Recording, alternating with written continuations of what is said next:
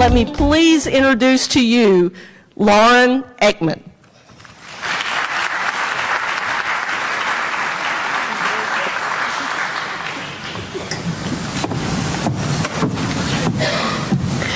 Thank you. That was a wonderful introduction. I loved getting to meet all of you. It's so great to see so many young educators and people who are ready to come and join us in education. And I just have to say, those of you that stood up for 25 or more years, you are my heroes.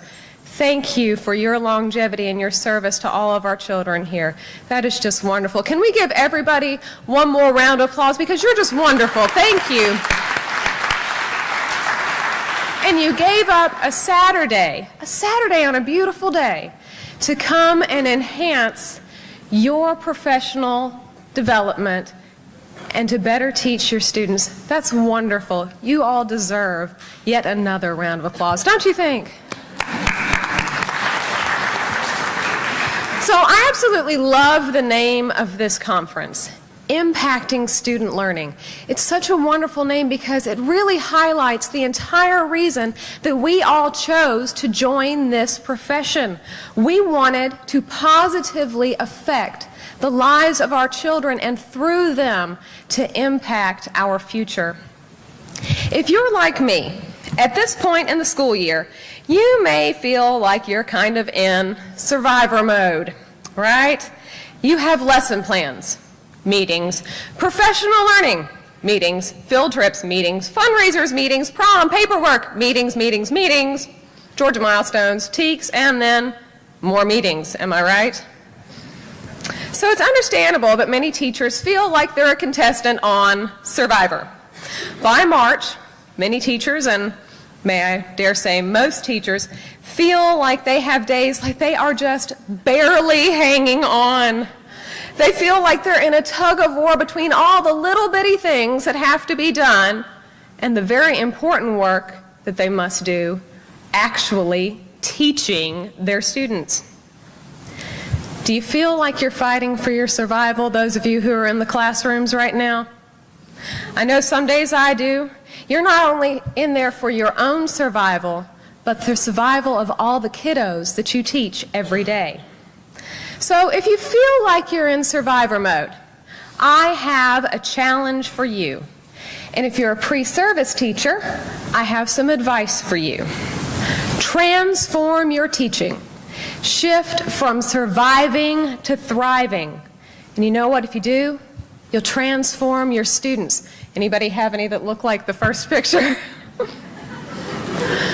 When you feel like you're getting into survival mode, I challenge you to remember why you're working your tails off every day in those classrooms. You want to change children's lives. Teaching children gives us the opportunity of a lifetime every single day, because we have the opportunity to change lifetimes beyond our own through our children. Think about it for a moment. What other profession can honestly say that their members have the chance to positively affect the world every single day that they go to work? I can't think of one. Can you? We alone have that privilege of being in a life-changing profession. And because of that, today I invite you to join me in a quest not just to practice good teaching, but to practice what I like to call life-changing teaching. Life-changing teaching goes beyond pedagogical knowledge, educational theory, curriculum, lesson planning, classroom discipline. Yes, all of those things are very important, and they must be present in order for us to be effective.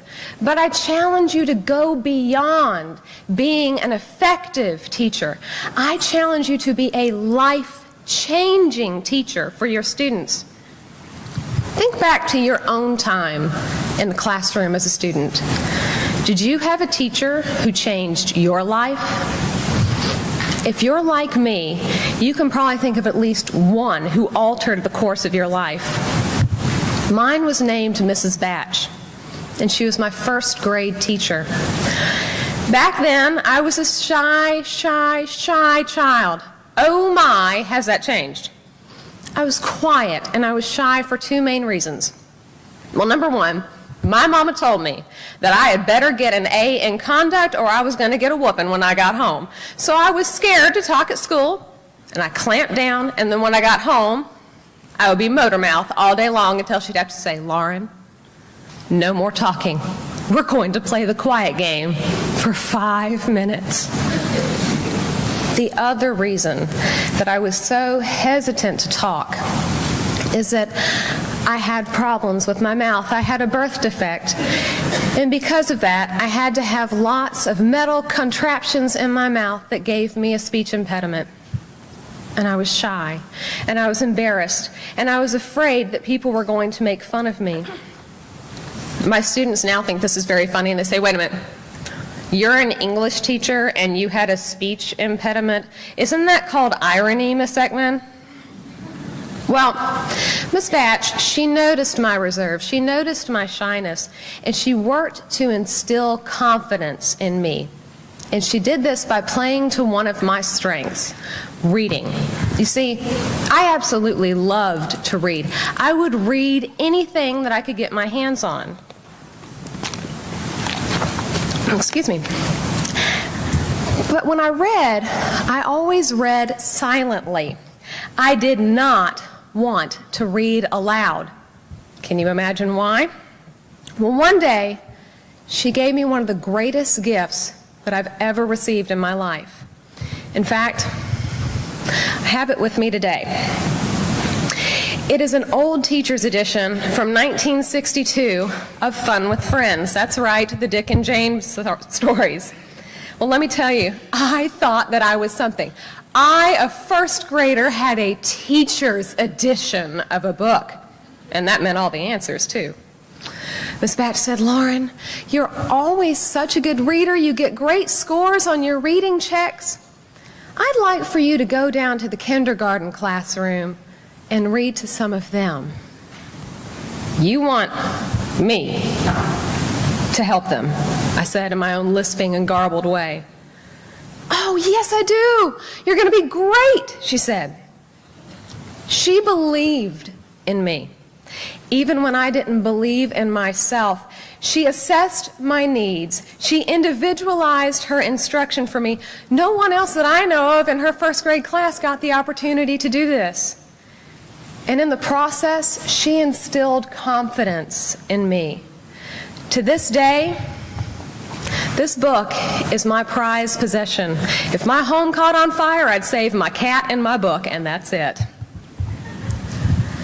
She went above and beyond, and she helped me by showing me that someone cared, that someone believed in me, and that someone had the kindness and willingness to help me. As you can hear, I got over my shyness, and I learned how to overcome my challenges with speech. Who would have ever thought that I could do that? I didn't. But Miss Batch, she did. Unfortunately, I lost track of her after the first grade. I think she was a first-year teacher, so thank you, first-year teachers who were here. And she moved on to a different school to work with other children who I'm sure were just as lucky as I was to have her. But wherever she is, I owe her so much because she changed the course of my life forever. I would not be here speaking to you today if it was not for Miss Batch. I believe that each and every one of us can be a Miss Batch for our children. We can be life-changing teachers this school year and every school year if we employ 4 key aspects of life-changing teaching. First is believing that you can reach every single child who ever enters your classroom. Second, believing that every single child can indeed learn and make progress. 3, showing your love and your compassion, as Ms. Batch did, for all of your students. And finally, demonstrating a passion for our profession. So let's move on to that first aspect of life-changing teaching, reaching every child. Allow me to give you a little background information on what I do, because my school is just a wee bit different. It is a school that serves students who are visually impaired and blind and have other disabilities. We serve ages 3 through 6. I mean 3 through 22, actually. Our youngest are 3 to 6, and they live at the school. Almost 80% of our students travel every weekend to come and stay in cottages so that they can be served by our teachers. That's a hard thing for a parent to make a decision to let almost a toddler go and live with strangers and be raised by them until the age of 22. Well, I teach the 14 to 22 population. I have the big boys and girls, and usually I'm the shortest one in my classroom. And one of my little girls, she came to us when she was in the 9th grade. She had never been away from home before, and when she arrived, her mother told me that she wouldn't talk, that she would never talk to anyone, and that I should just kind of write it off that she was ever going to open up and talk to me. Challenge accepted. So I observed my little girl for a while, and I noticed that she was reading a large print copy of Twilight. Now, I have to be honest with you. I had absolutely zero interest in reading about sighing vampires and werewolves, but I had a great interest in reaching her. So I asked her about the books, and I asked her if I could borrow it. Oh my goodness, this little girl who would never talk, her eyes lit up and she said, "Okay." She gave me the book. I went home and I read it in one night. I came in, I discussed it with her, and she started talking to me. Well, then she brought me all the rest of the series. Oh my, vampires and werewolves. And we talked about each of those. She was Team Edward, I was Team Jacob, so those of you who are familiar, there were some heated debates going on there. And then she brought me the movies. Oh my, I love my children. Well, as we were talking, I realized that some of the other students had an interest and started pulling them into the conversation. And then I'd started referring to the vampire books during our class discussions, and she would talk there too. And lo and behold, the little girl who her parents said would never speak to a teacher or any peers was not only talking to me, but more importantly, she was talking and making friends. You see, we can reach every child.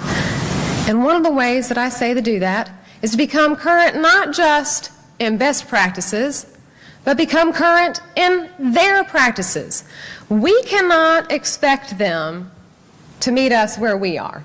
I mean, look, I love Downton Abbey, I read Southern fiction, and I listen to Led Zeppelin. I'm not exactly what my kids would call gangsta, okay? So I have to meet them where they are. I let them give me homework. Fair is fair, after all, right? We do it, they can do it back. They can bring me any book, any movie, any music, and I will listen to it and read it and watch it and try not to pass judgment. And we will discuss it, and I will pull it in to my teaching and my instruction, and it lets them know that I care. Let me tell you, I have watched more Jersey Shore, Teen Mom, Secret Life of the American Teenager, Switched at Birth, American Dad than I ever wanted to in my entire life. Can you tell that I teach teenagers? But I do it because I care about my students. And when they see that you care, then you can indeed teach them. And so I tell you, reach them with relevance. Again, be current not just in best practices, but their practices. Because you never know what child you can reach by taking an interest and alter the course of his or her life. Well, once you've done the first step, then you are ready to move on to the second. And that is believing that every single child who enters your classroom can indeed learn. had a young girl, and we will call her Mary, that I'll use to illustrate this point. Now, Mary, when she came to me in 9th grade, not only had she never written an essay, she had never written a paragraph, she had never successfully written a sentence. Mary was not only totally blind, but she had cerebral palsy so intense that she had to be in a wheelchair and had very, very difficult time using her hands. Well, Braille, how do you read that? How do you write that? You have to use your hands. I asked Mary about her writing, and she said, "Oh, Miss Eckman, every time I try to do it, it just comes out all wrong." I said, "All right, Mary, let's give it a shot. Show me what you mean." And sure enough, using this old clunky Perkins Brailler, that's the big metal machine up there, it was too hard for her. It took too much finger strength and dexterity, and sure enough, her Braille was all garbled and jumbled up, and as she said, it came out all wrong. All right, again, challenge accepted. What else can I try? Well, we have these great new devices. They're called Braille note takers. Basically a laptop just without a screen and a 6-key Braille entry. The buttons are a lot easier to press. Surely this is going to work. No, I was wrong again. They were easier for her to press. But then I realized that her signs were reversed. Yes, you can have dyslexia in Braille. So we tried something else. We had just gotten iPads. Now, I know in the rest of the world this is kind of old hat, but using an iPad, which is a very sighted device, in a school for the blind was rather new at this time. I used the Dragon program, and I let her dictate to it. And the first time that it read back not only a sentence, but a paragraph that she dictated. You see, Mary had been listening to my instruction the whole time. She knew what she was supposed to do, she just couldn't get it out until she was able to speak it. And she listened to it, and she said, "Miss Eckman, I did it, I did it, I did it." And within the end of 1 month, she went from no sentences to a 5-paragraph essay. The ability was inside Mary the whole time. It was just my job to find the key to unlock that ability. Every single one of us can do that as long as we use our creative powers and we are persistent and diligent and we never give up and we never stop trying, because it's in there. It's inside each and every child, that ability to learn. We just have to find it. Well, our third step is showing love and compassion towards every child that comes into our room. Now, those of you who are in the classroom, I want you to envision for a moment the child that you know acts up every single day. I hear the Twitter, right? We all have probably more than one. And there are days that we'll call him Johnny. Little Johnny has us at our wits' end. Those are the moments when we have to show the most love and compassion. Those are the children who need it the most.